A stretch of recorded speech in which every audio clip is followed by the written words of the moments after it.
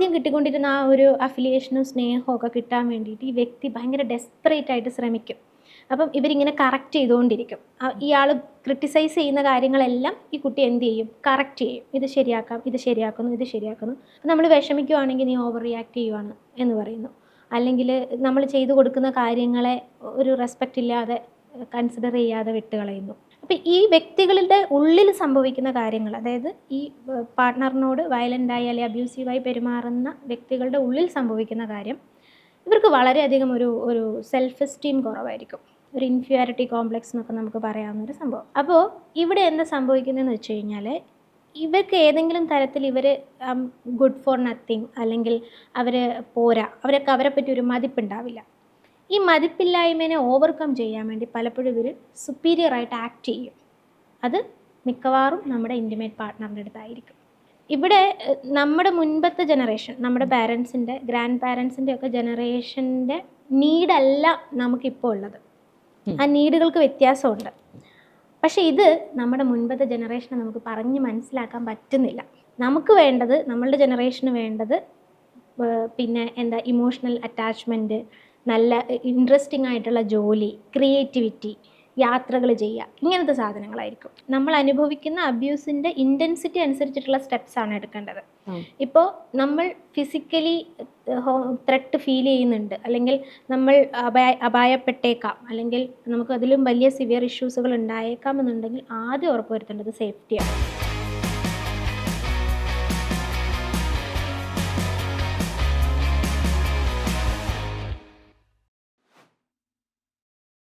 Marital abuse അല്ലെങ്കിൽ domestic അബ്യൂസിൻ്റെ ഭാഗമായിട്ട് നമ്മൾ സംസാരിച്ചുകൊണ്ടിരിക്കുകയാണല്ലോ. We have Afiya with us. She is a clinical psychologist and she works with Iqra international hospital Calicut. Welcome Afiya. Afiya, the first part of the series നമ്മൾ സംസാരിച്ചത്, actually you should all look it up, different kinds of domestic abuse. അത് എന്തൊക്കെയാണെന്നാണ് നമ്മൾ സംസാരിച്ചത്. I am just recapping it quickly. It is physical abuse, emotional abuse, sexual abuse, financial abuse. Did I miss out on something? അപ്പോൾ ഇതൊക്കെ cover ചെയ്തിട്ട് now we have moved on to the next topic. അത് സംസാരിക്കാൻ നമ്മൾ ഉദ്ദേശിച്ചത് ഈ abuse cycle എന്ന് പറയുമല്ലോ, അതിനകത്ത് എങ്ങനെയാണ് ട്രാപ്പായി പോകുന്ന ആൾക്കാർ. ആൻഡ് ഈ ട്രോമ ബോണ്ട് എന്ന് പറയുന്നത് എന്താണ്? ഈ ട്രോമ ബോണ്ട് ഫോം ചെയ്യുന്നതുകൊണ്ടാണല്ലോ പലർക്കും അതിൽ നിന്ന് പുറത്തിറങ്ങാൻ പറ്റാത്തത്. അപ്പോൾ ഈ ഒരു അബ്യൂസ് സൈക്കിൾ എന്ന് പറയുന്നത് എന്താണ്, ആൻഡ് എങ്ങനെയാണ് ആൾക്കാർ ഇതിനകത്ത് അകപ്പെടുന്നത്? എക്സ്പീരിയൻസസ് എന്തെങ്കിലും ഉണ്ടെങ്കിൽ ഒന്ന് നരേറ്റ് ചെയ്യൂ. അതായത് ഇത് കൂടുതലും നമ്മൾ കാണുന്നത് ഈ ചിലതരം പേഴ്സണാലിറ്റി ഡിസോർഡറുകളുള്ള ആളുകളുമായിട്ടുള്ള റിലേഷൻഷിപ്പിലാണ് ശരിക്കും പറഞ്ഞു കഴിഞ്ഞാൽ ഈ ഒരു ട്രോമ ബോണ്ട് ഫോം ചെയ്യുന്നത്. പക്ഷേ സാധാരണയുള്ള നമ്മുടെ മാരേജ് സെറ്റപ്പുകളിലും ട്രോമ ബോണ്ട് ഉണ്ട്, പക്ഷേ ഇത്രയും ഇൻറ്റൻസ് ആയിരിക്കില്ല. അതായത് ബോണ്ട് ഉണ്ട്, പക്ഷെ അത് കുറച്ചും കൂടി എന്താ പറയുക, ലൈറ്റ് ആയിരിക്കും, കുറച്ചും കൂടെ ഫ്ലക്ച്വേറ്റിംഗ് ആയിരിക്കും. ട്രോമ ബോണ്ടിൻ്റെ കേസിലേക്ക് വരുമ്പോൾ കറക്റ്റ് പറയുകയാണെങ്കിൽ personality disorder, especially narcissistic personality, antisocial or borderline personality ഒക്കെ ഉള്ള ആളുകളുമായിട്ടുള്ള പങ്കാളികൾക്കാണ് കൂടുതലും ഇത്തരത്തിലുള്ള എക്സ്പീരിയൻസുകൾ ഉണ്ടാവുക. ഇപ്പോൾ എൻ്റെ ഒരു ക്ലയൻറ്റ്, അപ്പോൾ ആൾ വളരെ പഠിക്കാൻ വളരെ സ്മാർട്ടായിട്ടുള്ള, നന്നായി പെയിൻറ്റ് ചെയ്യുന്ന ഒരു പെൺകുട്ടി.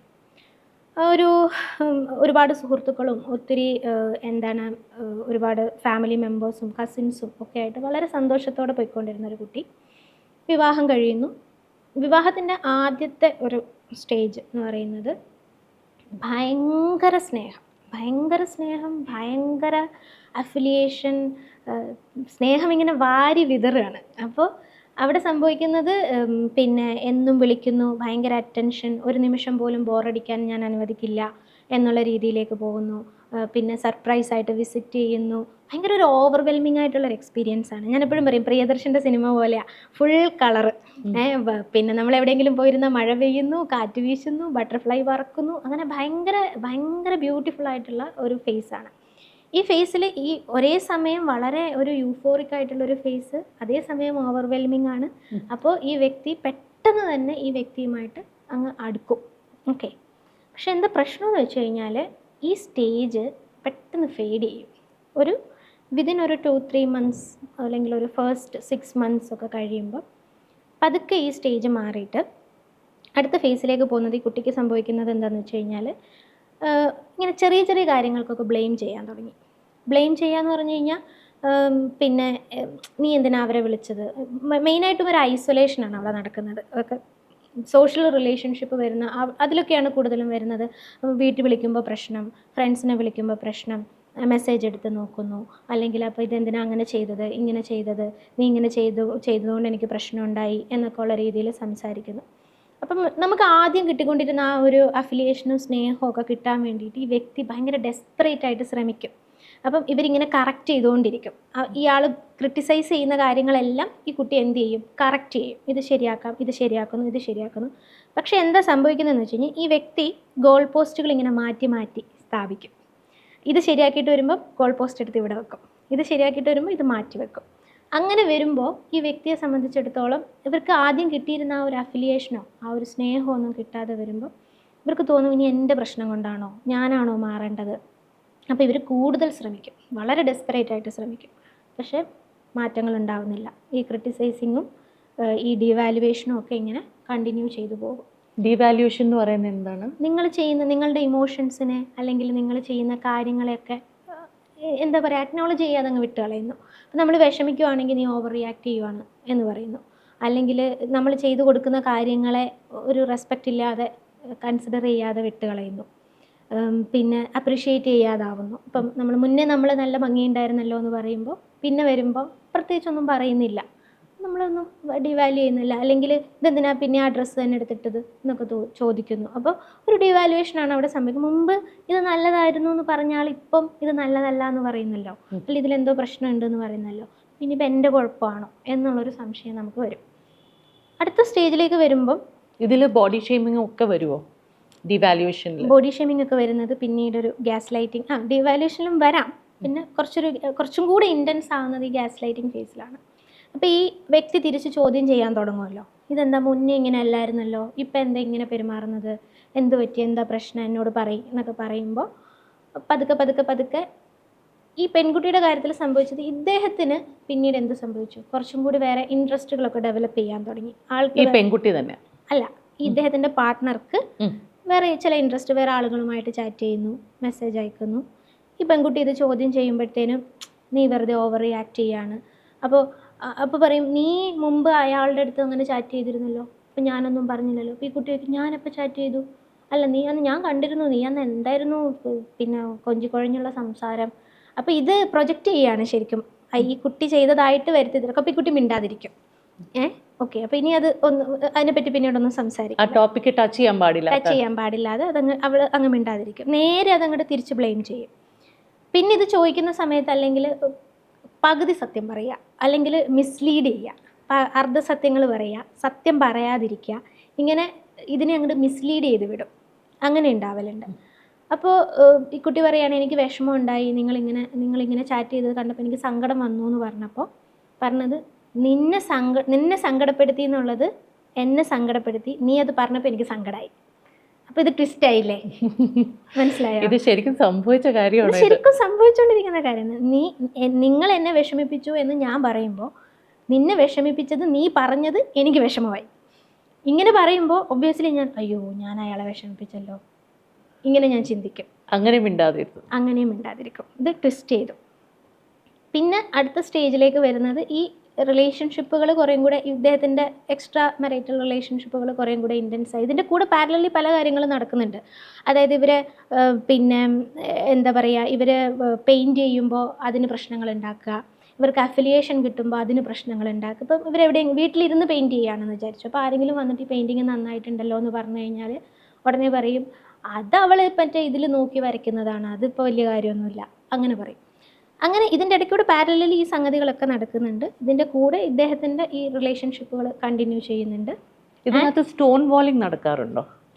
സ്റ്റോൺ വാളിംഗ് ചിലരുടെ കേസിൽ നടക്കാറുണ്ട്. അപ്പോൾ എന്ന് വെച്ച് കഴിഞ്ഞാൽ ഇപ്പോൾ മിണ്ടാതെ നടക്കുമ്പം ഈ വ്യക്തിക്ക് അറിയില്ലല്ലോ എന്താ മിണ്ടാതിരിക്കുന്നതെന്ന് അറിയില്ല. അപ്പോൾ ഇവരിങ്ങനെ പിന്നാലെ നടക്കും, എന്താന്ന് ചോദിച്ചിട്ട്. അല്ലെങ്കിൽ ചിലപ്പം വീട്ടിൽ വരാതിരിക്കും, അല്ലെങ്കിൽ എന്നിട്ട് ഇൻഫർമേഷൻസുകളൊന്നും കൊടുക്കൂല, അങ്ങനെ ചെയ്യാറുണ്ട്. അപ്പോൾ ഈ ബൈ ദിസ് ടൈം ഈ വ്യക്തി ഉണ്ടല്ലോ അനുഭവിക്കുന്ന ഒരു പ്രഷർ എന്ന് പറയുന്നത്, ഞാൻ എന്ത് തെറ്റ് ചെയ്തിട്ടാണ്, ഞാൻ എവിടെയാണ് കറക്റ്റ് ചെയ്യേണ്ടത് എന്നൊക്കെ അറിയാതെ ഇവരിങ്ങനെ പിടിച്ച് നടക്കുകയായിരിക്കും. ഭയങ്കര ഒരു ഇമോഷണൽ ടോർച്ചറാണത്. ഇതും കഴിഞ്ഞതിന് ശേഷം പിന്നെ നമ്മൾ മിസ്ലീഡ് ചെയ്യുന്നു, അല്ലെങ്കിൽ പിന്നെ നമ്മളിതിനെ ഒച്ച ഉയർത്തി ചോദിക്കാൻ തുടങ്ങുമ്പോൾ നിനക്ക് സംശയരോഗമാണ്. ഓക്കെ, നിനക്ക് സംശയരോഗത്തിൻ്റെ ഇംഗ്ലീഷ് വേർഡ് എന്താണ്? ഡെലൂഷൻ ഓഫ് ജലസ് എന്ന് പറയും. ഓക്കെ, അതിൽ ഒഥല്ലോ സിൻഡ്രോം എന്ന് പറയും. ഒഥല്ലോൻ്റെ ബേസിസിലാണല്ലോ വരുന്നത്. അപ്പോൾ പറയും നിനക്ക് സംശയരോഗമാണ് എന്ന് അതങ്ങോട്ട് സ്ഥാപിക്കും. അപ്പോൾ പിന്നെ നമ്മൾ ഇനിയിപ്പോൾ എൻ്റെ സംശയമാണോ, ഞാൻ ഓവർ തിങ്ക് ചെയ്യുന്നതാണോ, ഞാൻ എക്സാജറേറ്റ് ചെയ്യുന്നതാണോ എന്ന് നമ്മൾ സ്വയം ചിന്തിക്കാൻ തുടങ്ങും. പിന്നെ ഇത് ഭ്രാന്തമായിട്ട് നടന്നിങ്ങനെ ചിലപ്പോൾ എവിഡൻസുകൾ കളക്ട് ചെയ്യാൻ ശ്രമിക്കും, ഇത് മുഴുവൻ ട്വിസ്റ്റ് ചെയ്യും. ഇങ്ങനെ ഒരു പോയിന്റ് എത്തിക്കഴിയുമ്പോൾ ഇതിൻ്റെ കൂടെ ഈ പറഞ്ഞ കണക്ക് ബ്ലെയിമിങ്ങും മാനിപ്പുലേഷനും പിന്നെ ഐസൊലേഷനും ഒക്കെ കണ്ടിന്യൂ ചെയ്യുന്നുണ്ട് ഇതിൻ്റെ കൂടെ പാരലലി. ഗ്യാസ് ലൈറ്റിംഗ് എന്നൊരു വേർഡ് ഞാൻ പുതിയതായിട്ട് കേട്ടു. ഇതാണ് ഗ്യാസ് ലൈറ്റ്. നമ്മുടെ സെൻസ് ഓഫ് റിയാലിറ്റീനെ ക്വസ്റ്റ്യൻ ചെയ്ത് കളയും, ഇത് ട്വിസ്റ്റ് ചെയ്ത് കളയും. ഇവിടെ സംഭവിക്കുന്ന വേറൊരു വളരെ ഇമ്പോർട്ടൻ്റ് ആയിട്ടുള്ള ഒരു സംഗതിയാണ് ബ്രെഡ് ക്രംബിംഗ് എന്ന് പറയും. എന്ന് വെച്ച് കഴിഞ്ഞാൽ ഇതൊരു പിന്നെ ലാബിലൊരു എലികളിൽ നടത്തിയൊരു എക്സ്പെരിമെൻ്റ് ആണ്. എന്ന് വെച്ച് കഴിഞ്ഞാൽ ഒരു ലാബിൽ ഒരു എലി, അപ്പോൾ ആ എലി ഓരോ തവണ ലിവർ പ്രസ് ചെയ്യുമ്പോഴും അതിൽ നിന്നൊരു അരിമണി വീഴും. ഇനിഷ്യലി ഈ അരിമണി ഓരോ തവണ പ്രസ് ചെയ്യുമ്പോഴും അരിമണി വീഴുമായിരുന്നു. പോകെ ഈ അരിമണി വീഴുന്നതിൻ്റെ ഫ്രീക്വൻസി കുറഞ്ഞു. കുറേ പ്രാവശ്യം പ്രസ് ചെയ്താലേ അരിമണി കിട്ടുള്ളൂ. പിന്നെ കുറേ അതിൻ്റെ ഡ്യൂറേഷൻ ഇങ്ങനെ കൂടി വന്നു. അപ്പോൾ എന്താണ് ഈ എലി എന്ത് ചെയ്യുന്നു വെച്ച് കഴിഞ്ഞാൽ അത്രയും നേരം ഡെസ്പറേറ്റ്ലി ഇതിലിങ്ങനെ പ്രസ് ചെയ്തുകൊണ്ടിരിക്കും. അവസാനം ഇതിനൊരു അരിമണി കിട്ടുമ്പോൾ ഇത് ഇത്രയും നേരം ഞാൻ ഡെസ്പറേറ്റ് ആയിരുന്നല്ലോ എന്ന് മറന്നിട്ട് ഇതങ്ങ് തിന്നും. ഇതേ സംഭവം റിലേഷൻഷിപ്പിലും സംഭവിക്കാറുണ്ട്. എങ്ങനെയെന്ന് വെച്ച് കഴിഞ്ഞാൽ ഈ ലവ് ബോംബിംഗ് ഒക്കെ ചെയ്ത് കഴിഞ്ഞിട്ട് ഈ വ്യക്തിക്ക് അയാളോട് ഭയങ്കരമായ സ്നേഹവും ആ ഒരു ഓവർവെൽമിങ് എക്സ്പീരിയൻസും ഒക്കെ നിൽക്കുന്ന സമയത്ത് ഇദ്ദേഹം എന്ത് ചെയ്യും, ഇൻഡിഫറൻ്റ് ആയി കളയും. ഓക്കെ, വിഡ്രോ ചെയ്യും, സ്നേഹം വിഡ്രോ ചെയ്യും, വിളിക്കില്ല, സംസാരിക്കില്ല, അല്ലെങ്കിൽ മുമ്പ് കാണിച്ചിരുന്ന അഫെക്ഷൻ പ്രകടിപ്പിക്കില്ല, സൈലൻറ്റ് ട്രീറ്റ്മെൻറ്റ് കൊടുക്കും, എന്തെങ്കിലും ചോദിച്ചു കഴിഞ്ഞാൽ വ്യക്തമായ ഉത്തരം പറയില്ല. ഇത് കുറച്ച് ദിവസം ഇങ്ങനെ കണ്ടിന്യൂ ചെയ്യും. അപ്പോൾ ഈ സമയം മുഴുവൻ ഈ വ്യക്തി എന്താണെന്ന് മനസ്സിലാക്കാനൊക്കെ ശ്രമിച്ച് ടയേർഡായി ഇതുമായിട്ട് ഇങ്ങനെ പൊരുത്തപ്പെട്ട് വരുന്ന സമയത്ത് ഓക്കെ, അല്ലെങ്കിൽ ഇനി ഇത് വേണ്ട, ഇത് നിർത്താം എന്ന് വിചാരിക്കുന്ന സമയത്ത് പിന്നെയും വന്ന് ലവ് ബോംബ് ചെയ്യും. പിന്നെയും ആ ഒരു 3-4 ദിവസം കൊണ്ട് ഈ വ്യക്തി എന്ത് ചെയ്യും, ഇത്രയും ദിവസം ഇവരനുഭവിച്ച ആ സഫറിങ് ഇവരങ്ങ് മറന്നു പോകും. അത് കഴിയുമ്പോൾ വീണ്ടും എന്തൊരു ടോർച്ചർ അതൊന്ന് ആലോചിച്ച് നോക്കൂ. ഇത് അനുഭവിക്കുന്ന വ്യക്തികൾക്ക് ഇത് മനസ്സിലാവത്ത് പോലും ഇല്ല എന്നാണ് സത്യം. നമ്മൾ പലപ്പോഴും ചോദിക്കത്തില്ല, ഇത്ര അനുഭവിച്ചിട്ട് എന്താ നിങ്ങൾ ഇത് നേരത്തെ പറയാതിരുന്നത്, എന്തുകൊണ്ട് നിങ്ങളിത് നേരത്തെ സംസാരിച്ചില്ല എന്നല്ലെങ്കിൽ നീ എന്തുകൊണ്ട് ഇത് നേരത്തെ അറിയിച്ചില്ല എന്ന് പറയില്ലേ. എനിക്ക് ഇങ്ങനെയൊക്കെ സംഭവിക്കുന്നുണ്ടെന്ന് എനിക്ക് മനസ്സിലാവുന്നില്ല, അവിടെയാണ് ഇത് പ്രശ്നം വരുന്നത്. എനിക്ക് മനസ്സിലാവുന്ന പോലും ഇല്ല ഇതാണ് നടക്കുന്നതെന്ന്. ഇത് കുറേ കാലം ഇത് കണ്ടിന്യൂ ചെയ്ത് പലപ്പോഴും ഒരു പ്രൊഫഷണൽ ഹെൽപ്പ് എടുത്ത് ഇതിൽ നിന്ന് പുറത്തിറങ്ങി നോക്കുമ്പോഴാണ് ഇതാണ് സംഭവിച്ചിരുന്നതെന്ന് മനസ്സിലാവുക. ഓക്കെ, ഈ ഒരു emotional roller coaster ride, literally പറഞ്ഞു കഴിഞ്ഞാൽ ഒരു റോളർ കോസ്റ്റർ റൈഡാണ് ഇമോഷൻസിൻ്റെ. ഇതാണ് ഒരു വ്യക്തിയുടെ സാനിറ്റി നശിപ്പിക്കുന്നത്. പിന്നീട് ഇത് ഇവഞ്ച്വലി ആങ്സൈറ്റിയും ഡിപ്രഷനും ഒക്കെ ആയിട്ട് മാറും. അപ്പോൾ ഇവർക്ക് പലപ്പോഴും എന്ത് പറ്റും, ഇതിൽ നിന്നും ഈവൻ അവർക്ക് അറിയാം ഇവർ ഇതിനകത്ത് പെട്ടു എന്നറിഞ്ഞാൽ പോലും ഇവർക്കിനി ഇതെങ്ങനെ പുറത്തിറങ്ങണമെന്ന് അറിയത്തില്ല. പലതുകൊണ്ട് അറിയത്തില്ല, എന്തുകൊണ്ടാണ് പുറത്തിറങ്ങാൻ പറ്റാത്തത്. സെൻസ് ഓഫ് സെൽഫ് നഷ്ടപ്പെട്ടു കംപ്ലീറ്റ്ലി. മറ്റേ ആളിൽ നമ്മൾ ഡിപ്പെൻഡൻ്റ് ആയി. നമുക്ക് തോന്നുന്നത് ശരിയാണോ എന്ന് നമുക്ക് മനസ്സിലാവുന്നില്ലല്ലോ. ഇതെനിക്ക് തോന്നുന്നതാണോ, ഇത് ശരിക്കും സംഭവിക്കുന്നതാണോ, എൻ്റെ ഞാനിനി ആലോചിച്ച് കൂട്ടുന്നതാണോ എന്നുള്ള ആ ഒരു സെൻസ് ഓഫ് സെൽഫ് ലോസായി. ബൗണ്ടറികളില്ല, എന്ത് പറഞ്ഞാലും വിശ്വസിക്കും, അല്ലെങ്കിൽ എന്ത് പറഞ്ഞാൽ ഈ കള്ളമാണെന്ന് മനസ്സിലായാൽ തന്നെ അത് ഉറപ്പിക്കാൻ പറ്റുന്നില്ല. അപ്പോൾ ആ സെൻസ് ഓഫ് സെൽഫ് നഷ്ടപ്പെട്ട് കഴിഞ്ഞാൽ പിന്നെ നമ്മൾ ഇത് ഒരു അക്സെപ്റ്റൻസിലേക്ക് വരും. അവർ ഓക്കെ, ഇതെൻ്റെ വിധിയാണ്, ഇതെനിക്ക് ഹാം ചെയ്യുന്നുണ്ട്, പക്ഷേ എനിക്കിതിൽ നിന്ന് പുറത്തിറങ്ങാൻ കഴിയത്തില്ല, എന്നെക്കൊണ്ട് പറ്റുന്നില്ല. പലരും വന്നിട്ട് പറയുന്നതാണ് ലോജിക്കലി ആലോചിക്കുമ്പോൾ അവർക്ക് ഇതൊക്കെ മനസ്സിലാവുന്നുണ്ട്, പക്ഷേ ഇമോഷണലി അവർക്ക് ഇതിൽ നിന്ന് പുറത്തിറങ്ങാൻ പറ്റുന്നില്ല. മാഡം എന്നെ എങ്ങനെയെങ്കിലും ഒന്ന് ഹെൽപ്പ് ചെയ്യണമെന്ന് പറഞ്ഞു വരും. ഇതിൻ്റെ റീസൺ ഇതാണ്. കാരണം ഇതൊരു ബ്രെയിൻ ഇതുമായിട്ട് അങ്ങ് ഭയങ്കര, എനിക്ക് തോന്നിയിട്ടുണ്ട് ബ്രെയിൻ പലപ്പോഴും ഈ പാറ്റേണുമായിട്ട് സിങ്കായിപ്പോൾ. പിന്നെ ബ്രെയിൻ മിസ് ചെയ്യും ഈ പാറ്റേൺ ലിറ്ററലി. വൺസ് നമ്മൾ ഇതിൽ നിന്ന് പുറത്തിറങ്ങിക്കഴിഞ്ഞാൽ പഴയ ആ ഒരു അൺസ്റ്റെബിലിറ്റി പലപ്പോഴും ബ്രെയിൻ ഓർമ്മിപ്പിക്കും നമ്മളെ. അത്രയും ലെവൽ ഓഫ് ബ്രെയിനിൽ ചേഞ്ചസ് ഇത് വരുത്തും. അപ്പോൾ അതുകൊണ്ടാണ് ഈ പല സ്ത്രീകളും പറയുന്നത് എനിക്ക് വിട്ടിട്ട് പോകാൻ പറ്റുന്നില്ല. എക്സാക്ട്ലി. കാരണം ഇത്രയും ദ്രോഹിച്ചിട്ടും പറ്റുന്നില്ല എന്ന് പറയുന്നത്. That brings us to the question as to ഇതിനകത്ത് സമൂഹത്തിൻ്റെ അല്ലെങ്കിൽ ഒരു ഫാമിലി സ്ട്രക്ചറിൻ്റെ അല്ലെങ്കിൽ ഒരു പേട്രിയാർക്കിയുടെ എത്രത്തോളം ഇൻഫ്ലുവൻസ് ഉണ്ട് that reinforces this kind of abusive behaviours and allows the abuse to continue. അത് എന്തൊക്കെ എലമെൻറ്റ്സ് ആണ് ഇത് പെർപെച്വേറ്റ് ചെയ്യുന്നത്? എക്സ്റ്റേണൽ എലമെൻറ്റ്സ് മൾട്ടിപ്പിൾ റീസൺസ് ആണ്. പലപ്പോഴും എനിക്ക് തോന്നിയിട്ടുള്ളത് നമ്മുടെ ഒരു ഏഷ്യൻ കൾച്ചറിൽ ഫിനാൻഷ്യൽ കണ്ടീഷൻ ഒരു വളരെ ഇമ്പോർട്ടൻ്റ് ആയിട്ടുള്ളൊരു ഫാക്ടറാണ്. ഓക്കെ, അപ്പം പലപ്പോഴും പെൺകുട്ടികൾ എന്ന് പറയുന്നത് ഒരു സാമ്പത്തിക ബാധ്യതയാണ് പിന്നെ പാരൻസിനെ സംബന്ധിച്ചിടത്തോളം അങ്ങനെ അവർ കാണുന്നത്. അപ്പോൾ ഇവരെ പഠിപ്പിക്കണം, ഇവർക്ക് പഠനത്തിന് യോജിച്ചൊരു യുവാവിനെ കണ്ടെത്തണം, ഇവരെ വിവാഹം കഴിപ്പിച്ചു വിടണം, ഇതിനുള്ള എക്സ്പെൻസസ് കാര്യങ്ങൾ, ഇതിന് ശേഷം വരുന്ന എക്സ്പെൻസസ്. അപ്പോൾ ഇതൊക്കെയാണ് മനസ്സിൽ ഒരു ഗോള്. അപ്പം ഇവിടെ നമ്മുടെ മുൻപത്തെ ജനറേഷൻ, നമ്മുടെ പാരൻസിൻ്റെ ഗ്രാൻഡ് പാരൻസിൻ്റെ ഒക്കെ ജനറേഷൻ്റെ നീഡല്ല നമുക്കിപ്പോൾ ഉള്ളത്.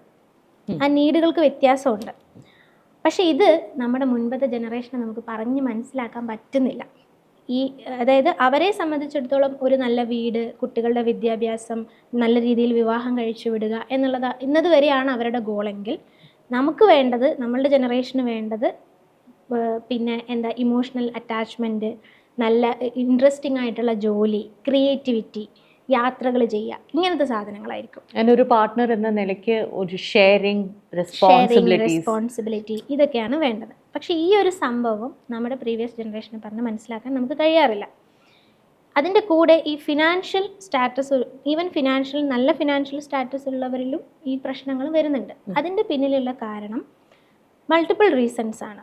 ഒന്ന്, എനിക്ക് തോന്നിയിട്ടുള്ളൊരു സംഗതി, ഈ വിവാഹം എന്ന് പറയുന്ന സംഗതി ഒരു പ്രൈഡ്, സ്റ്റാറ്റസ് എന്നൊക്കെ ഉള്ള സിമ്പിളായിട്ട് മാറിയിട്ടുണ്ട്.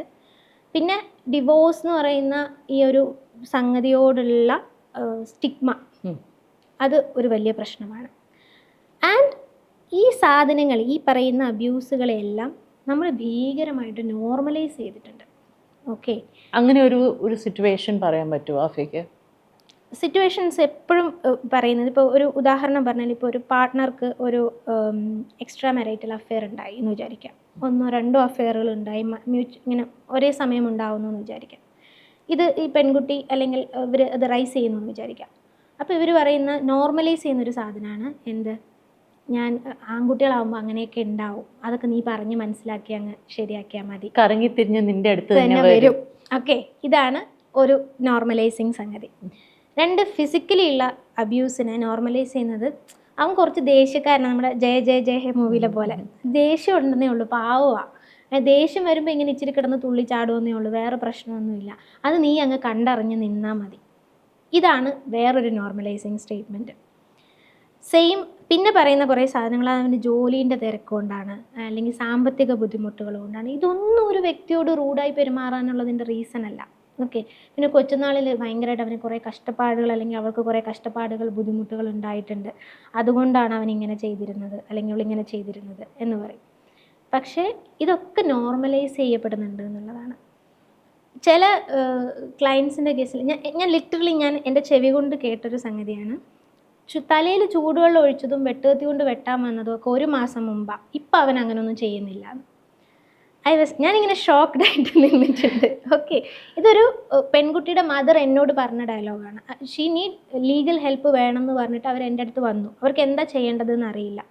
അപ്പോൾ ഞാൻ അവരുടെ മദറിനെ വിളിച്ച് സംസാരിച്ചു, പെൺകുട്ടിയുടെ മദറിനെ വിളിച്ച് സംസാരിച്ചപ്പോൾ അവർ പറഞ്ഞ ആൻസറാണ്, വെട്ടുകത്തി കൊണ്ട് വെട്ടാൻ വന്നതും ചൂടുവെള്ളം ഒഴിച്ചതും ഒക്കെ 1 മാസം മുന്നെയാണ്, ഇപ്പം അതൊക്കെ ഞങ്ങൾ പറഞ്ഞ് ശരിയാക്കി, ഇപ്പം അവൻ അങ്ങനെയൊന്നും ചെയ്യുന്നില്ല. അപ്പോൾ സേഫ്റ്റി എന്ന് പറയുന്ന ഒരു സംഗതിയെ പറ്റി ആലോചിക്കുന്നതേ ഇല്ല. ഇതേ വ്യക്തികൾ കുറച്ച് നാൾ കഴിയുമ്പോൾ ചിലപ്പോൾ പെട്രോൾ ഒഴിച്ച് കത്തിച്ചേക്കാം, വീടിൻ്റെ ഉള്ളിൽ പൂട്ടിയിട്ടിട്ട് ഗ്യാസ് തുറന്ന് വിട്ടേക്കാം. അങ്ങനൊരു പോസിബിലിറ്റീനെ പറ്റി പലപ്പോഴും അവർ ആലോചിക്കുന്നില്ല. അതാണ് സംഭവിക്കുന്നത്. നമ്മളിത് കണ്ടോണ്ടിരിക്കുമല്ലേ? നമ്മൾ ഡെയിലി കണ്ടോണ്ടിരിക്കുകയാണ്. അല്ലേ, ഇപ്പൊ തന്നെ ന്യൂസിൽ ഒരു കേസ് വന്നു കഴിഞ്ഞിരിക്കുന്നു. ഇന്നലെയും കുട്ടിയുടെ കാര്യം ഒന്ന് ആലോചിച്ച് നോക്കും. ഇത്രയും വിദ്യാഭ്യാസമുള്ള ഒരു കുട്ടിക്ക് ഇങ്ങനെ ഒരു സാഹചര്യം നേരിടേണ്ടി വരുന്നു. അതെ, അപ്പോൾ അതിനു മുമ്പ് തന്നെ എത്രയോ നമ്മൾ കേട്ടിരിക്കുന്നു. നമ്മുടെ കേരളത്തിലെ സമൂഹത്തിൽ ഇങ്ങനത്തെ സംഭവങ്ങൾ ഇന്ന് നടക്കുകയാണ്. And one of the most progressive societies in the country. അവിടെയാണ് ഇതൊക്കെ നിലനിൽക്കുന്നത്. ഇതല്ലാതെ ഇന്റേണൽ ആയിട്ടുള്ള ഇഷ്യൂസ് എന്താണ്? ഇന്റേണൽ ആയിട്ട് വേറെയും കുറച്ച് സോഷ്യൽ ഫാക്ടേഴ്സുകൾ നമ്മൾ പറയുമ്പോൾ എനിക്ക് തോന്നിയിട്ടുള്ളത്, ഈ മാരേജിന് വേണ്ടി നമ്മൾ സ്പെൻഡ് ചെയ്യുന്ന മണി ഉണ്ടല്ലോ, അതൊരു വലിയ പ്രശ്നമാണ്. പലപ്പോഴും ഈ പെൺകുട്ടികൾ മാരിറ്റൽ റിലേഷൻഷിപ്പിൽ നിന്ന് ഇറങ്ങി പോകാൻ മടിക്കുന്നതിൻ്റെ ഒരു റീസൺ, എൻ്റെ ഉപ്പ അല്ലെ എൻ്റെ അച്ഛൻ എനിക്ക് വേണ്ടി ഇത്ര പൈസ ചിലവാക്കിയതാണ്, ഇത്ര പവൻ്റെ സ്വർണം, സേവ് ദ ഡേറ്റ് മുതൽ ഇങ്ങോട്ട് നീണ്ടു നിൽക്കുന്ന ഷൂട്ട് കാര്യങ്ങൾ, പിന്നെ ഓരോരോ എന്താ പറയുക, ഇതെല്ലാം സ്പെൻഡ് ചെയ്യുകയാണല്ലോ.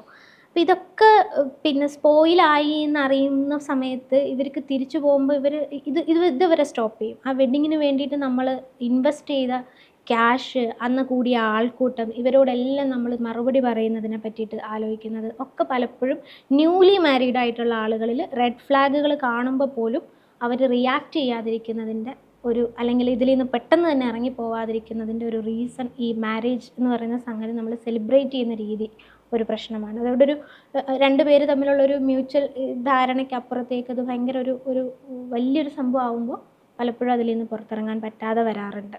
പിന്നെ ഇൻറ്റേർണലി നമ്മൾ നോക്കുമ്പോൾ എനിക്ക് തോന്നിയിട്ടുള്ളൊരു കാര്യം, ഈ വ്യക്തികളുടെ വ്യക്തിത്വം, എസ്പെഷ്യലി നമ്മൾ സൈക്കോളജിയിലൊക്കെ പേഴ്സണാലിറ്റി ഡിസോർഡർ എന്ന് പറയുന്ന ചില കാറ്റഗറി, അതിൽ narcissistic personality, borderline personality, antisocial personality, ഇവരിൽ കുറച്ചൊക്കെ ജനറ്റിക്കലാണ്, സ്റ്റഡീസൊക്കെ പ്രൂവ് ചെയ്യുന്നുണ്ട്. കുറച്ചൊരു പത്തോളജിക്കൽ പ്രശ്നങ്ങൾ ബ്രെയിൻ റിലേറ്റഡ് ആയിട്ട് ഉണ്ടാവാറുണ്ട്. പത്തോളജിക്കൽ പ്രശ്നം എന്ന് പറയുന്നത് എന്താ ഉദ്ദേശിക്കുന്നത്? ബേസിക്കലി പറഞ്ഞ ഒരു ലാക്ക് ഓഫ് എമ്പതി, ബ്രെയിനിലെ എമ്പതിയുടെ ഭാഗം അധികം വർക്ക് ചെയ്യാതിരിക്കുക എന്നുള്ളൊരു പോസിബിലിറ്റി പല സ്റ്റഡീസുകളും കാണിക്കാറുണ്ട്. ലാക്ക് ഓഫ് എമ്പതി ആൻറ്റി സോഷ്യലിലൊക്കെ വളരെ കോമൺ ആയിട്ട് ഉണ്ടാവാറുണ്ട്. ബ്രെയിൻ റിലേറ്റഡ് പിന്നെ അൺസ്റ്റെബിലിറ്റി, അതായത് ബോർഡർ ലൈനിലൊക്കെ വരുന്നൊരു emotional fluctuation, intense emotional fluctuations വരാറുണ്ട്. അതൊക്കെ ബ്രെയിൻ റിലേറ്റഡ് ആണ്. ഓർഗാനിക്കായിട്ടുള്ളൊരു റീസൺ ഉണ്ടെങ്കിൽ കൂടിയും ഈ സൊസൈറ്റി അതിനെ ഭയങ്കരമായിട്ട് റീഇൻഫോഴ്സ് ചെയ്യുന്നുണ്ട്, അതാണ് ഉണ്ടാകുന്നത്. അപ്പോൾ ഈ വ്യക്തികളുടെ ഉള്ളിൽ സംഭവിക്കുന്ന കാര്യങ്ങൾ, അതായത് ഈ പാർട്ട്ണറിനോട് വയലൻ്റായി അല്ലെങ്കിൽ അബ്യൂസീവായി പെരുമാറുന്ന വ്യക്തികളുടെ ഉള്ളിൽ സംഭവിക്കുന്ന കാര്യം, ഇവർക്ക് വളരെയധികം ഒരു സെൽഫ് എസ്റ്റീം കുറവായിരിക്കും, ഒരു ഇൻഫീരിയോറിറ്റി കോംപ്ലക്സ് എന്നൊക്കെ നമുക്ക് പറയാവുന്നൊരു സംഭവം. അപ്പോൾ ഇവിടെ എന്താ സംഭവിക്കുന്നതെന്ന് വെച്ച് കഴിഞ്ഞാൽ, ഇവർക്ക് ഏതെങ്കിലും തരത്തിൽ ഇവർ ഗുഡ് ഫോർ നത്തിങ്, അല്ലെങ്കിൽ അവർ പോരാ, അവരൊക്കെ അവരെ പറ്റി ഒരു മതിപ്പുണ്ടാവില്ല. ഈ മതിപ്പില്ലായ്മേനെ ഓവർകം ചെയ്യാൻ വേണ്ടി പലപ്പോഴും ഇവർ സുപ്പീരിയറായിട്ട് ആക്ട് ചെയ്യും. അത് മിക്കവാറും നമ്മുടെ ഇൻറ്റിമേറ്റ് പാർട്ട്ണറിൻ്റെ അടുത്തായിരിക്കും. അവിടെയാണ് അവർക്ക് അവരുടെ ഇൻസെക്യൂരിറ്റി, അല്ലെങ്കിൽ ഫിയർ ഓഫ് അബാൻഡൻമെൻറ്റ്, അല്ലെങ്കിൽ ഫിയർ ഓഫ് റിജക്ഷൻ, റിലേഷൻഷിപ്പിലെ ഇൻസെക്യൂരിറ്റീസ് ഓവർകം ചെയ്യാൻ വേണ്ടിയിട്ട് അവരെന്ത് ചെയ്യും, അവർ പങ്കാളിയുടെ അടുത്ത് അബ്യൂസീവായിട്ട് പെരുമാറും. ഒഴിമുറി സിനിമയിൽ ലാല് പറയുന്നൊരു സീനുണ്ട്, അതായത് എനിക്ക് എൻ്റെ അമ്മയെ ഭയങ്കര പേടിയായിരുന്നു, അപ്പോൾ ആ വൈഫ് അതുപോലെ ആവരുത് എന്ന് വിചാരിച്ചിട്ട് ആദ്യമേ ഇവരെ വളരെ സപ്രസ് ചെയ്ത് നിർത്തിയതായിരുന്നു എന്ന്. ആ ഭയമാണ് ശരിക്കും പറഞ്ഞാൽ പുള്ളീനെ കൊണ്ട് വൈഫിൻ്റെ അടുത്ത് അത്ര അബ്യൂസീവായി നിൽക്കാൻ പ്രേരിപ്പിച്ചത്. ഇതേപോലൊരു ഭയം തന്നെയാണ് ശരിക്കും ഇവരുടെ ഉള്ളിലുള്ളത്. അതിലേക്ക് നയിക്കുന്ന കാരണങ്ങൾ ഈ പറഞ്ഞ പോലെ അവരുടെ ചൈൽഡ്ഹുഡിലുണ്ടായിട്ടുള്ള ട്രോമകളോ, അല്ലെങ്കിൽ അവരെ മിസ്ട്രീറ്റ് ചെയ്യപ്പെട്ടതോ, നെഗ്ലക്റ്റ് ചെയ്യപ്പെട്ടതോ ഒക്കെ ആവാം. അതുപോലെ ഇതിൽ മൂഡ് ഡിസോർഡേഴ്സിൻ്റെ എത്ര വലിയ റോളാണുള്ളത്? മൂഡ് ഡിസോർഡറിനെ റിലേഷൻഷിപ്പുമായിട്ട് അത് വേറൊരു കാറ്റഗറി തന്നെയാണ്. അത് അബ്യൂസിനൊരു കാരണം ആവും, ട്രീറ്റ് ചെയ്ത് കഴിഞ്ഞാൽ അതങ്ങ് റെഡി ആയിക്കോളും. ഇതുപോലെ ഇങ്ങനെ ലോങ് ലാസ്റ്റിംഗ് ആവില്ല. പക്ഷേ സബ്സ്റ്റൻസിന് വലിയ റോളുണ്ട്. സബ്സ്റ്റൻസ് അബ്യൂസ് എന്ന് പറയുന്ന സാധനം ടീനേജിലോ പിന്നെ ഏർലി അഡൾട്ട്ഹുഡിലോ ഒക്കെ മദ്യപാനം അല്ലെങ്കിൽ മറ്റ് കെമിക്കൽ സബ്സ്റ്റൻസുകൾ ഉപയോഗിക്കുന്ന ആളുകളുടെ റിലേഷൻഷിപ്പിൽ ഇതേ പാറ്റേണുകൾ വരാൻ സാധ്യതയുണ്ട്. ഏകദേശം എത്ര സെഷൻസ് എടുക്കും ആഫിയയ്ക്ക് ഒരാൾ ഒരു അബ്യൂസ് റിലേറ്റഡ് സിറ്റുവേഷൻ നിങ്ങളുടെ മുന്നിൽ പ്രസന്റ് ചെയ്താൽ അതിന്റെ റൂട്ട് കോസ് വരെ എത്താൻ എത്ര നാളെടുക്കും? എനിക്ക് ചുരുങ്ങിയത് ഒരു 3 months to 6 months വരെയൊക്കെ പോകാറുണ്ട്. അതും വീക്ക്ലി സെഷൻസുകൾ. അത്രയ്ക്കും എന്താ പറയാ, മിക്സപ്പ് ചെയ്ത് കിടക്കുന്ന ഒരു കാര്യമാണ്. 1 year ഒക്കെ കൊണ്ടാണ് പലരും ആ ഒരു എണീറ്റ് നിൽക്കാം, എനിക്ക് വേണ്ടിയിട്ടൊന്ന് എണീറ്റ് നിൽക്കാം എന്നുള്ളൊരു സ്റ്റേജിലേക്ക് വരുന്നത്. 1 year ഒക്കെ. പക്ഷെ ഇതിന്റെ റൂട്ട് കോസ് എന്താന്ന് കണ്ടുപിടിക്കാൻ പിന്നെയും കുറേ സമയം എടുക്കും. പക്ഷെ ആ സമയം കൊണ്ട് അവരുടെ ലൈഫിൽ പല ചേഞ്ചസുകളും വരുമല്ലോ. തെറാപ്പി മാത്രമല്ലാതെ കുറേ സപ്പോർട്ട് സിസ്റ്റവും കാര്യങ്ങളും ഒക്കെ വരുമ്പോൾ കുറേ കൂടെ ഫാസ്റ്റ് ആവാറുണ്ട്. സോ നമ്മൾ ഇത് മുഴുവൻ പറയുമ്പോഴും ഇതിൽ കൂടുതൽ ഞാൻ എക്സാമ്പിൾസ് ആയിട്ടും അല്ലാതെയൊക്കെ പലപ്പോഴും മെൻഷൻ ചെയ്യുന്നത് പിന്നെ സ്ത്രീകളുടെ പ്രശ്നങ്ങളായിട്ടാണ്. എന്നാൽ കൂടിയും ഇത് മെജോറിറ്റിയും സ്ത്രീകൾ ഫേസ് ചെയ്യുന്നത് കൊണ്ടാണ് ഞാൻ സ്ത്രീകളുടെ പ്രശ്നങ്ങൾ എൻ്റെ മനസ്സിലേക്ക് കൂടുതൽ അവരുടെ പ്രശ്നങ്ങൾ വരുന്നത്. പക്ഷേ ഇതിൽ ഒരു വിഭാഗം പുരുഷന്മാരും ഇത്തരം പ്രശ്നങ്ങൾ അനുഭവിക്കുന്നുണ്ട്. എൻ്റെ അടുത്ത് എൻ്റെ ഒരു സുഹൃത്ത് പറഞ്ഞതാണ്, പുരുഷനാണെന്നുള്ളതിൻ്റെ എല്ലാ റെസ്പോൺസിബിലിറ്റിയും ഉണ്ട് താനും, എന്നാൽ ഒരു പ്രിവിലേജും എനിക്ക് അനുഭവിക്കാൻ പറ്റുന്നില്ല എന്ന് പറഞ്ഞ് കംപ്ലൈൻറ്റ് ചെയ്ത സുഹൃത്തുക്കളും എനിക്കുണ്ട്. അപ്പോൾ മെജോറിറ്റിയും അനുഭവിക്കുന്നത് സ്ത്രീകളാണെന്നുള്ളത് കൊണ്ട് നമ്മൾ അവരുടെ കാര്യങ്ങൾ കൂടുതൽ പറയുന്നു എന്നേ ഉള്ളൂ. പക്ഷേ ഇതിൽ ഒരു വലിയ വിഭാഗം പുരുഷന്മാരും ഇത്തരം പിന്നെ ട്രോമകൾ അനുഭവിക്കുന്നുണ്ട് നിലവിൽ.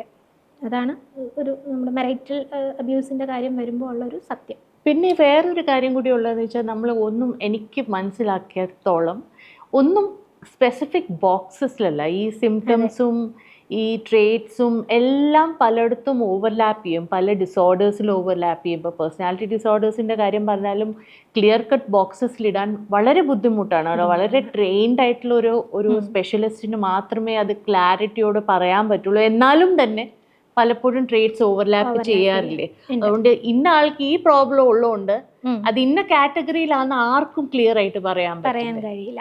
അതുകൊണ്ടാണ് നമ്മൾ അതിനെ ക്ലസ്റ്ററിലാക്കിയിരിക്കുന്നത്. Cluster A, cluster B, cluster C എന്ന് പറഞ്ഞിട്ട് ഒരു തരം പർട്ടിക്കുലർ കോമൺ ട്രേറ്റുകൾ ഉള്ളതിനെ എല്ലാത്തിനെയും നമ്മളൊരു ക്ലസ്റ്ററിൽ ഇട്ടിരിക്കുന്നത് എന്തുകൊണ്ടാണ്, ഒരു ഗ്രൂപ്പിൽ ഇട്ടിരിക്കുന്നത് എന്താണെന്ന് വെച്ചാൽ ഇത് പരസ്പരം അങ്ങോട്ടും ഇങ്ങോട്ടും ഓവർലാപ്പ് ചെയ്യുന്നത് കൊണ്ടാണ്. അപ്പോൾ ഇത് ക്ലിയർ ആയിട്ട് ഇതാണ് എന്ന് പറയാൻ പറ്റത്തില്ല.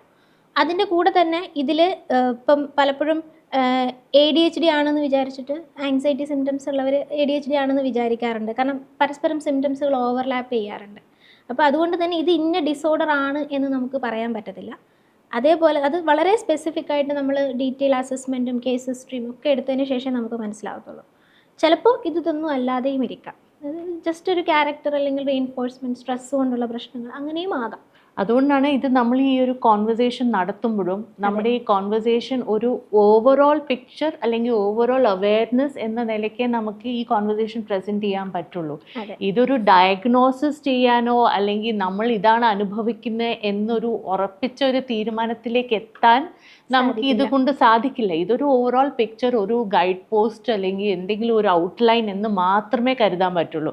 അതിന് നിങ്ങളുടെ ലൈഫിൽ നിങ്ങൾ എന്തെങ്കിലും പ്രശ്നങ്ങൾ ഫേസ് ചെയ്യുകയാണെങ്കിൽ അതിന് ഡയറക്റ്റ്ലി ഒരു psychologist, clinical psychologist, psychiatrist correct ആയിട്ടുള്ള ഒരു വ്യക്തിയുടെ അടുത്ത് പോയി സെഷൻസ് എടുത്ത് അതിൽ ക്ലാരിറ്റി അതിലൂടെ വരുത്താൻ പറ്റുള്ളൂ. ഒരു ഞാൻ ഡിസ്ക്ലെയിമർ ആയിട്ട് പറയല്ല, കാരണം പലപ്പോഴും നമ്മൾ ഈ വീഡിയോസൊക്കെ കണ്ടിട്ട് നമ്മൾ തന്നെ ഈ പോപ്പ് സൈക്കോളജി കൂടെ നമ്മളുടെ തെറ്റിദ്ധാരണകൾ കുറേ ഉണ്ടാക്കാം.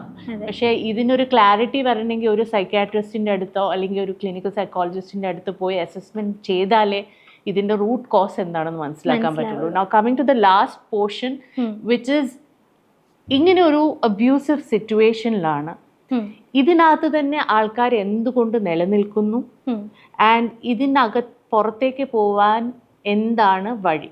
ആദ്യം തന്നെ ഇങ്ങനെയൊക്കെ നടക്കുന്നുണ്ട് എന്ന് മനസ്സിലാക്കുകയാണ്. അതായത് നമ്മൾ ഈ സംസാരിച്ച വന്ന വിഷയങ്ങളിൽ നിന്ന് നമുക്ക് മനസ്സിലാവുമല്ലോ, നമ്മൾ മിസ്ട്രീറ്റ് ചെയ്യപ്പെടുന്നുണ്ട്, എവിടെയൊക്കെയോ എൻ്റെ അവകാശങ്ങൾ ഇല്ലാതാവുന്നുണ്ട്, അല്ലെങ്കിൽ റെഡ് ഫ്ലാഗുകൾ കാണുന്നുണ്ട്. നിങ്ങളൊന്ന് ഗൂഗിളിൽ സെർച്ച് ചെയ്ത് കഴിഞ്ഞാൽ നിങ്ങൾക്ക് കിട്ടാവുന്നേ ഉള്ളൂ എന്താണ് റിലേഷൻഷിപ്പിലെ റെഡ് ഫ്ലാഗുകൾ എന്നുള്ളത്. ഇഷ്ടംപോലെ വീഡിയോസും ഉണ്ട്. അപ്പം അങ്ങനെ ഒരു ഡൗട്ട് നമുക്ക് വന്നു കഴിഞ്ഞാൽ നമ്മൾ ആദ്യം നമ്മൾ അനുഭവിക്കുന്ന അബ്യൂസിൻ്റെ ഇൻറ്റൻസിറ്റി അനുസരിച്ചിട്ടുള്ള സ്റ്റെപ്സാണ് എടുക്കേണ്ടത്. ഇപ്പോൾ നമ്മൾ ഫിസിക്കലി ത്രെട്ട് ഫീൽ ചെയ്യുന്നുണ്ട്, അല്ലെങ്കിൽ നമ്മൾ അപായപ്പെട്ടേക്കാം, അല്ലെങ്കിൽ നമുക്ക് അതിലും വലിയ സിവിയർ ഇഷ്യൂസുകൾ ഉണ്ടായേക്കാം എന്നുണ്ടെങ്കിൽ ആദ്യം ഉറപ്പുവരുത്തേണ്ടത് സേഫ്റ്റിയാണ്. സേഫ്റ്റി വളരെ ഇമ്പോർട്ടൻ്റ് ആണ്. അതിന് നമുക്ക് ലീഗൽ ഹെൽപ്പ് എടുക്കാം, അല്ലെങ്കിൽ നമുക്ക് സുഹൃത്തുക്കളുമായിട്ട് കണക്ട് ചെയ്യാം. ഒന്നും നടക്കുന്നില്ലെങ്കിൽ എത്രയും പെട്ടെന്ന് പ്രൊഫഷണലിൻ്റെ ഹെൽപ്പ് എടുക്കാം. അങ്ങനെ അതാണ് നമ്മൾ ആദ്യം ചെയ്യേണ്ടത്. പക്ഷേ ഇവിടെ വരുന്നൊരു തടസ്സം എന്താണെന്ന് വെച്ച് കഴിഞ്ഞാൽ, നമ്മൾ ഇങ്ങനൊരു സ്റ്റെപ്പ് എടുക്കാൻ വേണ്ടിയിട്ട് നമ്മൾ ആലോചിക്കുമ്പോൾ ഓക്കെ ഇത് നിർത്താം, എനിക്കിനി ഇത് മുന്നോട്ട് കൊണ്ടുപോകാൻ പറ്റത്തില്ല എന്ന് വരുമ്പോൾ മെയിനായിട്ടും വരുന്ന 2-3 നമുക്ക് സ്വയം ഉണ്ടാകുന്ന ചില തടസ്സങ്ങൾ എന്താണെന്ന് വെച്ച് കഴിഞ്ഞാൽ, ഒന്ന് ഇത് ശരിയായാലോ എന്നുള്ളൊരു തോന്നൽ. അതാണ് സംഭവിക്കുക. ഇത് ഇയാൾ മാറിയാലോ, എനിക്ക് മാറ്റിയെടുക്കാൻ ഞാൻ ശ്രമിച്ചാലോ എന്നുള്ളൊരു സംഭവം. ഇവിടെ ശരിക്കും നടക്കുന്നത്, നമ്മൾ ആ വ്യക്തി, അതായത് അബ്യൂസ് ചെയ്യുന്ന വ്യക്തി, നമുക്ക് തോന്നും ഞാനല്ലേ അയാളെ ഹെൽപ്പ് ചെയ്യേണ്ടത്, അയാൾക്ക് കുറേ ട്രോമകൾ ഉണ്ടായിട്ടുണ്ട്, അയാൾക്ക് കുറേ പിന്നെ ചൈൽഡ്ഹുഡിൽ കുറേ പ്രശ്നങ്ങൾ ഉണ്ടായിട്ടുണ്ട്, അതുകൊണ്ടാണ് അയാൾ ഇങ്ങനെ ചെയ്യുന്നത്. അപ്പം ഞാൻ വേണ്ടേ അയാളെ സപ്പോർട്ട് ചെയ്യാൻ, ഞാൻ വേണ്ടേ അയാളെ രക്ഷപ്പെടുത്താൻ എന്ന് തോന്നുന്നത്, ശരിക്കും പറഞ്ഞു കഴിഞ്ഞാൽ ഈ അബ്യൂസ് ചെയ്യുന്ന വ്യക്തി വിചാരിക്കാതെ, അയാൾ വിചാരിക്കാതെ നമുക്കൊന്നും ചെയ്യാൻ സാധിക്കത്തില്ല. ഓക്കെ, നമുക്ക് പറഞ്ഞ് മനസ്സിലാക്കാം, അല്ലെങ്കിൽ നമ്മൾ നിർബന്ധിച്ച് കൗൺസിലിങ്ങിന് കൊണ്ടുപോയാലോ ഒന്നും ഒരു മാറ്റവും ഉണ്ടാവില്ല. കാരണം ഒരു അഡൾട്ട് എന്നുള്ള രീതിയിൽ ശരിയാണ്, നമുക്ക് എല്ലാവർക്കും ട്രോമകളുണ്ട്. പക്ഷേ as an adult it's our responsibility to unlearn trauma. നമ്മുടെ മാത്രം ഉത്തരവാദിത്വമാണ് നമ്മൾ അനുഭവിച്ച ട്രോമയിൽ നിന്ന് പുറത്തു വരിക എന്നുള്ളത്. നമുക്ക് ഇൻസൈറ്റ് വേണ്ടേ? അതെ, പക്ഷെ പലപ്പോഴും ഇൻസൈറ്റ് ഉണ്ടാവാറില്ല, അതാണ് സത്യം. അതാണ് ഞാൻ പറഞ്ഞത്, ഇൻസൈറ്റ് വന്ന് ആ വ്യക്തി സ്വയം വിചാരിക്കാതെ നമുക്ക് ഈ വ്യക്തിയെ മാറ്റിയെടുക്കാൻ സാധിക്കത്തില്ല. രണ്ടാമത് ഇവിടെ ഉണ്ടാവുന്നൊരു വിഷയം, നമ്മൾ കുറച്ചും കൂടി എന്ത് ചെയ്ത് കഴിഞ്ഞാലാണ്, സമയം കൊടുത്തു കഴിഞ്ഞാലോ, അല്ലെങ്കിൽ നമ്മൾ കുറച്ചും കൂടി ക്ഷമിച്ചാലോ, ഇത് പിന്നെ ഇയാൾ നന്നായാലോ, അല്ലെങ്കിൽ അയാൾ പ്രോമിസ് ചെയ്യും ഞാൻ നന്നായിക്കോളാം, അങ്ങനെ ചെയ്യാം ഇങ്ങനെ ചെയ്യാം, നീ പോവരുത് എന്നൊക്കെ പറഞ്ഞ് നിൽക്കുമ്പോൾ കുറച്ചുകൂടെ സമയം കൊടുത്തു നോക്കിയാലോ, നന്നായാലോ എന്ന് വിചാരിച്ചു കഴിഞ്ഞാൽ ശരിക്കും നിങ്ങൾ ഈ വ്യക്തിയുടെ അബ്യൂസിനെ റീഇൻഫോഴ്സ് ചെയ്യുകയാണ് ചെയ്യുന്നത്. നമുക്ക് അത് സഹിച്ച് നമ്മൾ കൂടെ നിൽക്കുന്നിടത്തോളം കാലം നമ്മൾ ആ വ്യക്തിയുടെ ആ അബ്യൂസിനെ, അല്ലെങ്കിൽ അബ്യൂസീവ് ബിഹേവിയറുകളെ, അയാളുടെ ട്രോമകളെ നമ്മൾ റീഇൻഫോഴ്സ് ചെയ്യുകയാണ് ചെയ്യുന്നത്. ഒരിക്കലും ആ വ്യക്തി, അങ്ങനെ ഒരാൾ കൂടെ നിന്ന് കഴിഞ്ഞാൽ ഒരിക്കലും ആ വ്യക്തി ട്രീറ്റ്മെൻറ്റ് എടുക്കാൻ തയ്യാറാവില്ല. പലപ്പോഴും ആളുകൾ ട്രീറ്റ്മെൻറ്റ് എടുക്കാൻ വില്ലിങ് ആവുന്നത് ഇത് പോയി കഴിയുമ്പോഴാണ്. ഓക്കെ, ഇതിൻ്റെ കൂടെ ഉണ്ടായിരുന്ന വ്യക്തി ഇത് റിലേഷൻഷിപ്പ് വേണ്ട എന്ന് പറഞ്ഞ് പോയി കഴിയുമ്പോൾ, അല്ലെങ്കിൽ പോകാൻ പോകുമ്പോഴാണ് അവർക്കൊരു ത്രെട്ട് ഫീൽ ചെയ്യുകയും അവരെന്ത് ചെയ്യുക, ചിലപ്പോൾ ചില സമയങ്ങളിൽ ട്രീറ്റ്മെൻറ്റ് എടുക്കാൻ വില്ലിങ് ആവുകയും ചെയ്യുന്നത്. പിന്നെ ഉണ്ടാകുന്നൊരു പ്രശ്നം, പോകാൻ തീരുമാനിക്കുമ്പോൾ ഉണ്ടാകുന്നൊരു പ്രശ്നമാണ് ഇനി എന്താകും ജീവിതം, അൺസർട്ടനിറ്റി മുന്നേ. കാരണം ഇത്രയും അനുഭവിക്കുമ്പോൾ ഇത് നമുക്ക് ഫെമിലിയറായി, ഈ ഫെമിലിയാരിറ്റിനെ പിന്നെ നമുക്ക് ബ്രേക്ക് ചെയ്യാൻ പറ്റുന്നില്ല. അതാണ് സംഭവിക്കുക. അപ്പോൾ ഇനി എന്താകും എന്നുള്ള ആ ഒരു അൺസർട്ടനിറ്റീനെ ഡീൽ ചെയ്യാനാണ് പലപ്പോഴും ആളുകൾക്ക് പ്രശ്നം ഉണ്ടാവുക. പലപ്പോഴും ഈ പറഞ്ഞ ബാക്കിലുള്ള ചിലപ്പോൾ പിന്നെ ഫാമിലിയിലെ പ്രശ്നങ്ങൾ ഉണ്ടായേക്കാം, സപ്പോർട്ടീവ് അല്ലാത്ത പിന്നെ സൊസൈറ്റി സിസ്റ്റം ഉണ്ടായേക്കാം, കുട്ടികൾ ഉണ്ടായേക്കാം, ഫിനാൻഷ്യൽ ബേർഡൻ ഉണ്ടായേക്കാം, ആൻഡ് ഒബ്വിയസ്ലി ഭയം, എന്താകും ഇങ്ങനെ കുട്ടികളെയുമായിട്ട്, അല്ലെങ്കിൽ ഒറ്റയ്ക്കാണെങ്കിലും സമൂഹത്തിലേക്ക് ഡിവോഴ്സ് എന്ന് പറഞ്ഞ് ഇറങ്ങുമ്പോൾ ഉണ്ടാകുന്ന പ്രശ്നങ്ങളെ പറ്റിയുള്ള ഭയം ഉണ്ടായേക്കാം. അപ്പോൾ ഈ അൺസർട്ടനിറ്റിയാണ് അവരെ പിന്നീട് സ്റ്റോപ്പ് ചെയ്യുന്നൊരു ഫാക്ടർ. അതിന് നമുക്ക് നല്ല സോഷ്യൽ സപ്പോർട്ടും ലീഗൽ സപ്പോർട്ടും പ്രൊഫഷണൽ സപ്പോർട്ടും ഉണ്ടെങ്കിൽ മാത്രമേ നമുക്ക് പുറത്തിറങ്ങി വരാൻ പറ്റത്തുള്ളൂ. അതൊരു വലിയ ടാസ്ക്കാണ്. Okay, anyway I don't know what to say. കാരണം ഇതൊരു ഈ വലിയ ടാസ്ക് ആണെന്ന് പറഞ്ഞത് തന്നെ ഒരു വലിയ ഡെറ്ററൻ്റ് ആണ്. ബട്ട് അറ്റ്ലീസ്റ്റ് ഫസ്റ്റ് സ്റ്റെപ്പ് എന്ന നിലയ്ക്ക് നമ്മൾ ഈ എപ്പിസോഡിലൂടെ, ഈ സീരീസിലൂടെ നമ്മൾ ഹൈലൈറ്റ് ചെയ്യാൻ നോക്കിയത് എങ്ങനെ റെക്കഗ്നൈസ് ചെയ്യാം, അതെ, അറ്റ്ലീസ്റ്റ് എങ്ങനെ തിരിച്ചറിയാം, ആൻഡ് എങ്ങനെ പ്രൊട്ടക്റ്റ് ചെയ്യാനും പ്രിസർവ് ചെയ്യാനും എങ്ങനെ സ്റ്റെപ്സ് എടുക്കാം, എങ്ങനെയൊരു സെൻസ് ഓഫ് സെൽഫ് റീഗെയിൻ ചെയ്യാം. ആ സെൻസ് ഓഫ് സെൽഫ് എന്നുള്ളൊരു വാക്കിൻ്റെ എക്സ്പ്ലനേഷൻ എടുത്തിട്ട് നമുക്ക് ഈ എപ്പിസോഡ് ഒന്ന് റാപ്പ് അപ്പ് ചെയ്യാം. Mafia, what is sense of self? Sense of self എന്ന് പറയുന്നത് ഒരു വ്യക്തിയുടെ സ്വയം ഞാൻ എന്നൊരു ധാരണ ഉണ്ടാവുമല്ലോ. അതായത് എൻ്റെ ചിന്തകൾ, എൻ്റെ ഫീലിങ്സ്, എൻ്റെ ആക്ഷൻസ്, എൻ്റെ അംബീഷൻ, ഇതിന് നമുക്ക് നമ്മുടേതായ ഒരു മീനിങ് ഉണ്ടാവും, നമ്മുടേതായ ഒരു ഇൻ്റർപ്രിട്ടേഷൻ ഉണ്ടാവും. ഇതിനെയാണ് നമ്മൾ സെൻസ് ഓഫ് സെൽഫ് എന്ന് പറയുന്നത്. എൻ്റേതായിട്ടുള്ള, എനിക്ക് എന്നെ പറ്റിയുള്ളൊരു കാഴ്ചപ്പാട്, എൻ്റെ ആഗ്രഹങ്ങളെ, എൻ്റെ ചിന്തകളെ, എൻ്റെ ഫീലിങ്സിനെയും പറ്റി എനിക്കുള്ള ക്ലാരിറ്റി, അതാണ് സെൻസ് ഓഫ് സെൽഫ്. ഇത് നഷ്ടപ്പെടുന്നതാണ് റിലേഷൻഷിപ്പിൽ സംഭവിക്കുന്ന ഏറ്റവും വലിയ ദുരന്തം. അത് ക്ലിയർ ചെയ്യാൻ നമുക്ക് സാധിച്ചു കഴിഞ്ഞാൽ ഇതിൽ നിന്ന് നമുക്ക് സ്റ്റെപ്പ് ബൈ സ്റ്റെപ്പായിട്ട് പുറത്തിറങ്ങി വരാൻ പറ്റും. Thanks so much, Afia, for coming on to the show. It was lovely talking to you. Thank you.